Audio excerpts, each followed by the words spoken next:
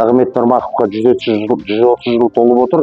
Тура 20-21-дік асқан жігітке Ресейдің төңкерісі, революцияның, одан кейінгі колхоздастыру, одан кейінгі Қазақстандағы жаңағы геноцид жағдайлары бәрі оңай тиген жоқ. Оның ішінен қазақтың өз бөліністері.